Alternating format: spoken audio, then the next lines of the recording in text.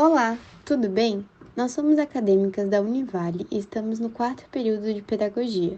Hoje iremos falar com vocês sobre os princípios que devem orientar o trabalho nas instituições de educação infantil. Esses princípios são mencionados dentro das Diretrizes Curriculares Nacionais de Educação Infantil e são muito importantes para a consolidação das práticas pedagógicas que atendam os objetivos gerais da área. Mas quais são esses princípios e quais os objetivos? Venham, vamos entender melhor. Esses princípios são divididos em três partes: os princípios éticos, políticos e estéticos, e cada um deles tem consigo objetivos que nós, professores ou futuros professores, precisamos estimular nas crianças dentro da sala de aula. Vamos falar um pouquinho de cada e trazer ideias de práticas que possam ser utilizadas para atingir esses princípios e seus objetivos. Dentro dos princípios éticos estão a valorização da autonomia, da responsabilidade, da solidariedade e do respeito ao bem comum, ao meio ambiente e às diferentes culturas, identidades e singularidades. Valorização da autonomia. Como dizia Kant, servir-se da sua própria razão é ser livre. Ou seja, é a capacidade de um ser racional tomar uma decisão não forçada, baseada nas informações disponíveis. A autonomia está ligada com ser capaz de fazer as coisas por si só e desenvolver uma consciência moral. Se nós nos tornamos autônomos, temos nossas próprias decisões e precisamos ter consciência dessas nossas ações. E essa fase já começa desde criança. Nós, como os professores da educação infantil, precisamos garantir que as crianças tenham essa autonomia, incentivando-os na escolha de brincadeiras e de atividades. Por exemplo, ter um tempo livre para que eles possam escolher o que eles querem brincar dentro da sala de aula, em que eles manifestem os seus interesses, os desejos e curiosidades, ou que o professor medie essas opções junto com a turma sobre alguma atividade, mas que eles possam escolher. Por exemplo, na aula de hoje nós iremos fazer uma atividade de recortar ou desenhar. Ou quem quiser fazer a de desenhar, quem quiser fazer de recortar. É bom para estimular na autonomia. Ou fazer atividades que provoquem o seu autoconhecimento, pois o fato de se conhecer é uma consciência da autonomia. Quando você descobre do que você gosta e do que você quer, você tem consciência das suas escolhas. Faz parte dos princípios éticos valorizar a produção deles, tanto individual quanto grupal, pois quando o professor valoriza, entende a criança, ela cria uma autonomia do que o que ela está fazendo é dela e ela fez desse jeito porque ela criou, imaginou. Outro fator muito importante é falar sobre a autonomia e a relação da criança com seus cuidados pessoais. O professor não pode simplesmente, por falta de paciência para ir mais rápido, querer acelerar o processo da criança. Em algumas situações, por exemplo, os professores escovam o dente da criança ou colocam o seu sapato, sem ao menos nem deixar eles tentarem, mas isso não é certo. O professor tem que ser mediador, ensinar a criança como faz e deixar ela experimentar. É muito importante ter paciência e ajudar a criança diariamente de uma forma que ela consiga fazer por si só e não que seja dependente. Um estudo fala sobre as 7 habilidades necessárias para a autonomia das crianças, que são 1. Poder de escolha, o autoconhecimento e autoconfiança, a capacidade de lidar com frustração, comunicação, coordenação motora, coragem e, por fim, a persistência. Responsabilidade. O sentido de responsabilidade é trazer aos poucos para a criança o compromisso que ela tem tanto consigo, tanto com os outros, tanto com suas tarefas, com as suas coisas no seu consumo. Um exemplo é a frase pegou, brincou, guardou. Dentro da sala de aula, o professor deve sempre lembrar que a criança deve ter responsabilidade com os materiais. Ela deve guardar os brinquedos, organizar sua mochila e ser responsável pelas suas coisas. Por exemplo, no dia do brinquedo, cuidar do seu brinquedo. Isso não significa de não deixar os outros brincarem, mas ter a consciência de onde ele está, onde ela deixou, guardou. Outro exemplo de responsabilidade diária é a finalização de suas atividades, de entender que ela é responsável por suas ações e que todas as ações têm consequências, sendo elas boas ou ruins, de escolher e que também ela é responsável em construir atitudes com os outros de uma forma respeitosa e solidária, fortalecendo assim a autoestima e o vínculo de todas as crianças. Uma ideia é fazer um jogo com a turma e mostrar essas regras do jogo. Entender que se você não respeitar as regras, não vai dar para jogar. O professor tem que fazer com que a criança entenda que ela precisa respeitar essas regras e que é uma responsabilidade dela seguir. Solidariedade. A solidariedade é um dos princípios que trabalha a formação humana do sujeito, visando sua integração e harmonia em suas relações sociais. A escola, desde a educação infantil, deve promover atividades que auxiliem essas relações com os alunos, desde os seus sentimentos consigo, tanto com os outros, combatendo assim preconceitos que incidem sobre as diferentes formas dos seres humanos se constituírem enquanto pessoas. Trabalhar com o eu do aluno é uma forma de fazê-los enxergar os outros. Então, é muito interessante fazer uma roda semanalmente e falar com eles, onde cada um faz um elogio para si e para o outro. Outra atividade legal é fazer um correio da amizade, onde as crianças trocam desenhos carinhosos uma com as outras, levar cada um brinquedo e trocarem entre si. Para exercitar cada vez mais a solidariedade, o professor deve ficar atento em situações corriqueiras da sala de aula e sempre lembrá-los e fazê-los entender as situações e como podem lidar com elas de uma forma solidária. Ter respeito ao bem comum implica em reconhecê-los em casa, na escola e a lugares públicos como biblioteca, parques, teatros, monumentos, museus, salas de cinema e etc. E também como cuidar deles. Como não falar alto na biblioteca, não nadar em fontes no parque, não pichar e quebrar monumentos, cuidar dos museus e das suas histórias. Devemos explorar esses ambientes públicos de bem comum, em passeios e pesquisas para que elas estejam ambientalizadas com o bem comum e espaço público, pois nossa convivência em sociedade nos leva a cuidar das ruas de nossas cidades e o patrimônio público, onde se entende que o bem comum é de todos e para todos, mas que isso exige a responsabilidade de cuidar dele para mantê-lo. Por exemplo, ter contato com a natureza, que é um bem comum, e possibilita um melhor entendimento do porquê devemos aprender a respeitar e cuidar do meio ambiente. Conhecer e cuidar faz com que a criança crie um vínculo forte e importante com a natureza, onde ela irá reconhecer o valor dela e compreender seu papel nela. A educação infantil é o momento em que se iniciam as relações de interação com a ideia de sociedade, sendo bombardeadas de valores morais, regras e comportamentos sociais. Por isso, é o momento perfeito para falar do meio ambiente. Deve-se ensinar que a criança faz parte do meio ambiente e não que ele está ali exclusivamente para ela. Quando a criança entende isso, ela se torna apaixonada por ele e, consequentemente, com o instinto de querer cuidá-lo. Ela saberá que precisa jogar lixo no lugar certo, não apenas porque a professora mandou, mas porque ela tem a responsabilidade com o planeta e porque, se ela não fizer isso, prejudicará sua própria casa.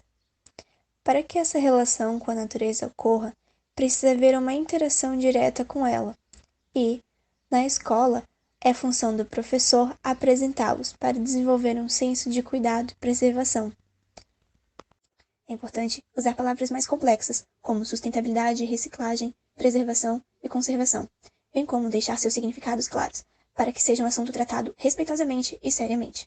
O meio ambiente é um tema que exige atitude e que seja abordado ao longo de todo o ano e não apenas no Dia da Árvore. E quando falamos que as crianças devem aprender sobre a importância do cuidado com o meio ambiente, não podemos esquecer que nós, professores, somos o exemplo na escola. Então, algumas medidas podem ser tomadas, como a substituição do EVA, pois ele não é reciclável, não utilizar garrafas PETs, copos plásticos e canudos, etc., em vão, trocar o plástico do lanche por um potinho, ter uso moderado da água e ter respeito à natureza. Esses são só alguns pequenos exemplos que fazem a grande diferença no dia a dia. Por fim, cuidar e respeitar todas as formas de vida. Assim como respeitar as diferentes culturas, pois elas ampliam as possibilidades de aprendizado, de compreensão de mundo e de si próprio, trazidas por diferentes tradições culturais.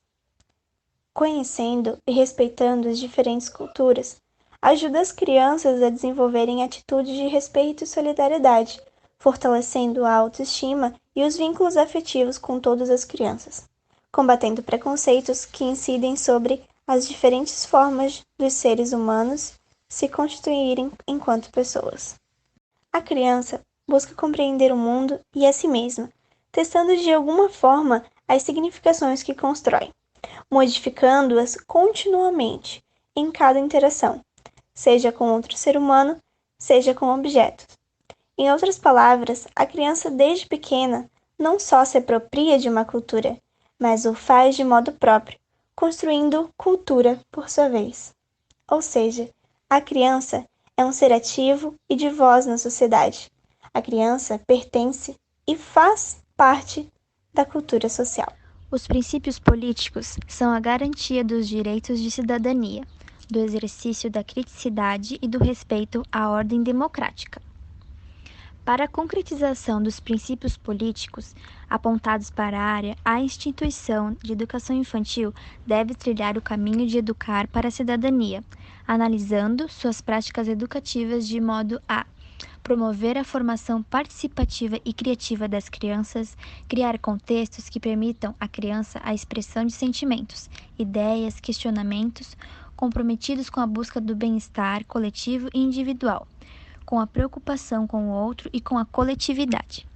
Criar condições para que a criança aprenda a opinar e a considerar os sentimentos e a opinião dos outros sobre um acontecimento, uma reação afetiva, uma ideia ou um conflito.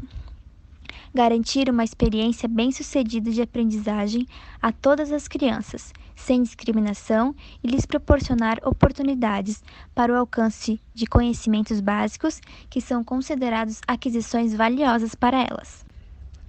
Desse modo, nós professores devemos preparar momentos de votação em sala de aula, como a escolha do nome do grupo, a criação dos combinados da turma. Nesse momento de votação, onde a maioria vence, promovemos aos alunos autonomia, a formação participativa e crítica. Abrimos espaço para a expressão, para opinar e saber a sua vez de falar. Criar uma roda de conversa também é algo legal, onde poderá deixar a turma escolher o objeto que será usado e o assunto que iremos debater nesta roda. As regras são: apenas pode falar quem estiver com o objeto em mãos. Os demais esperam a sua vez de falar. Essa brincadeira proporciona às crianças aprendizagens como ser solidário, respeitar, não discriminar, aprender a fazer comentários positivos e sentir-se à vontade de opinar, e expressar seus sentimentos, respeitar a opinião dos seus colegas e esperar a sua vez de falar. Vamos falar agora sobre os princípios estéticos. Eles são a valorização da sensibilidade, da criatividade, da ludicidade e da diversidade de manifestações artísticas e culturais. A criatividade valoriza o ato criador e a construção pelas crianças de respostas singulares, garantindo-lhes a participação em diversificadas experiências. Viver na sociedade brasileira é fundamentar as práticas pedagógicas a partir dos princípios estéticos, que reconhece as variações no comportamento humano, assim como da criatividade, que estimula a curiosidade, o espírito inventivo, a disciplina para a pesquisa e o registro de experiências e descobertas, e também a diversidade de manifestações artísticas e culturais, reconhecendo a imensa riqueza da nação brasileira em seu modo de ser, agir e expressar-se. A criança tem naturalmente muito potencial criativo. Para incentivar seu talento criativo e proporcionar as atividades apropriadas, é importante conhecer suas habilidades e a área com a qual elas mais se identificam. Incentive a criança a fazer perguntas para satisfazer a sua curiosidade e aprender coisas novas. Se você não sabe a resposta, pesquisem e aprendam juntos. Conversem sobre assuntos ou jogos que estimulem sua criatividade. Respeite suas ideias e mantenha a mente aberta para apoiar e encontrar novas maneiras de fazer as coisas e ajudá-las a pensar criticamente sobre o trabalho que estão fazendo. Incentive a compartilhar suas ideias com os colegas. Isso estimula sua criatividade e a troca de informações. Unicidade e da diversidade das manifestações artísticas e culturais. Na escola, a criança aprende brincando, ao mesmo tempo que compartilha suas experiências com diversos outros colegas. Logo, ela está aprendendo não só a dividir o espaço, mas também a ouvir e respeitar diferentes visões e opiniões. Além disso, a figura do professor como mediador do conhecimento é fundamental. É ele quem organiza as atividades, o tempo, o espaço e enriquece o cotidiano dos alunos, ao mesmo tempo que acompanha o desenvolvimento individual de cada um deles. As atividades lúdicas são essenciais para o desenvolvimento integral da criança. Por meio delas, é possível trabalhar com os alunos diversos conceitos, como cooperação, afetividade, autoconfiança, resolução de problemas, disciplina, atenção às regras. Além disso, pode ser muito úteis no desenvolvimento psicomotor. Os jogos e as brincadeiras que exploram a imaginação e o fantástico também têm a importância especial, que é o desenvolvimento da capacidade de abstração. Na medida que interpretam os papéis e se permitem viver outros mundos, as crianças começam a fazer a separação entre a fantasia e a realidade, o que é essencial para um desenvolvimento saudável na infância e, posteriormente, na vida adulta. A ludicidade também é a chave de atrair a atenção da criança, o que é essencial para a captação e memorização de conhecimentos. Entenda, um aluno desinteressado e sem atenção dificilmente aprenderá, mas se o educador usar o lúdico para despertá-lo, então terá resultados muito mais concretos no ensino. A valorização da sensibilidade amplia as possibilidades da criança de cuidar e ser cuidada, de se expressar, comunicar e criar, de organizar pensamentos e ideias, de conviver, brincar e trabalhar em grupo, de ter iniciativa e buscar soluções para os problemas e conflitos que se apresentam às mais diferentes idades. A arte e a cultura auxiliam no desenvolvimento socioemocional, trazendo melhores perspectivas pessoais e profissionais desde a educação infantil. Desenho, dança, teatro, música, pintura e outras formas de expressão são considerados por muitos como atividades recreativas e de pouca importância.